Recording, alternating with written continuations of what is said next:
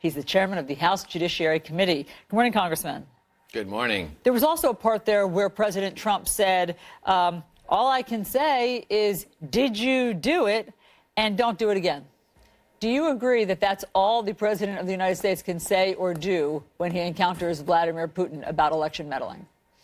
Well, first of all, I think it's important that the special counsel, Mr. Mueller, continue the investigation to find out whether indeed there was meddling on the part of the Russians.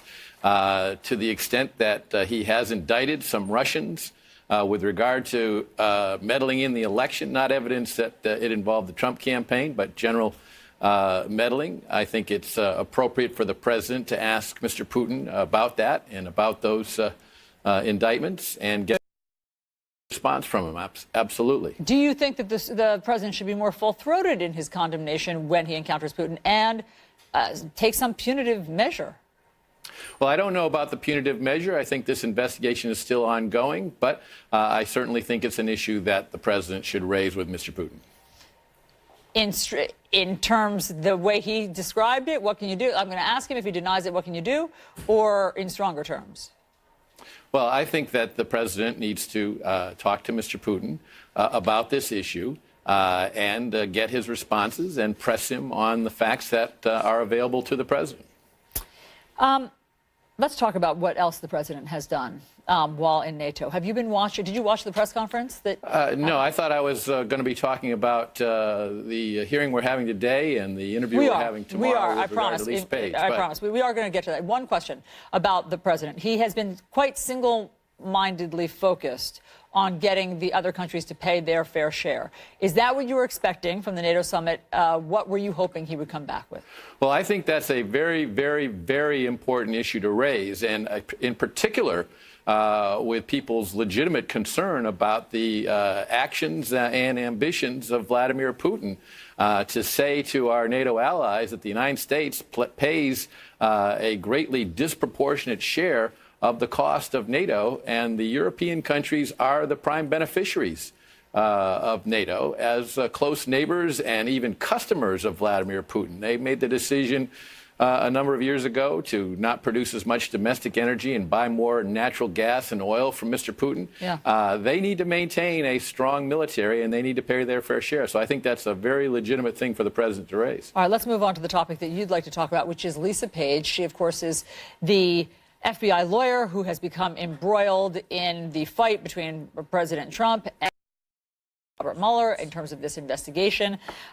She was supposed to appear in front of lawmakers, yourself included, I believe, yesterday. She did not appear. You have now offered her a couple of options. Either she can appear in private later this week or in public next to Peter Strzok to testify. If she does not do so, what are the consequences? Well, the consequences are that she could be held in contempt of the Congress. However, late last night, through her attorney, Lisa Page did agree to appear tomorrow before the Judiciary Committee and to have a voluntary interview, which is the start of our being able to get the answers to questions we've had for 7 months now. So we're pleased with that development. I will be able to share more details later because those details are being worked out right now. Open or closed hearing? This will be a private interview. And what she had asked for was she wanted access to some documents in order to prepare her answers for whatever you're going to ask her.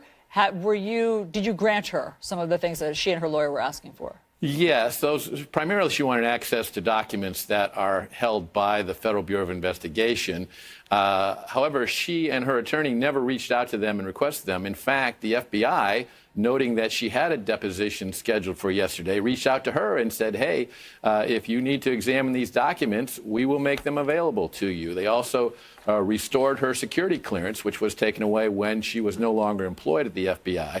And all that was made available to her. She then went earlier in the week to the FBI, looked at some documents, but did not look at everything, and then decided not to appear the next day.